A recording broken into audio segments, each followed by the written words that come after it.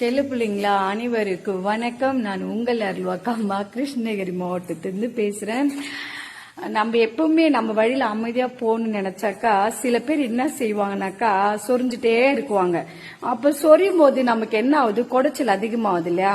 அந்த குடைச்சல் அதிகமான வாய் எனக்கு அமைதியா இருக்கிறதுல அப்புறம் அமைதியா இருக்காம போனாக்கா நம்ம ஏதாவது பேசணும் தோணுல. இப்ப அப்படிதான் வந்திருக்கிறேன் செல்ல பிள்ளைங்களா. நம்ம டெம்பிள் நம்ம கோயில் வந்துட்டு நம்ம சிலம்பரசன்றது ஒரு இன்ஸ்டாகிராம் சேனல் இருக்கு. அதுல வந்துட்டு வீடியோ போட்டிருக்கிறான். அதுல ஒரு புறம்போக்கு கேட்டிருக்கிற முத்த சாமியார்னு கேட்டுக்கிற.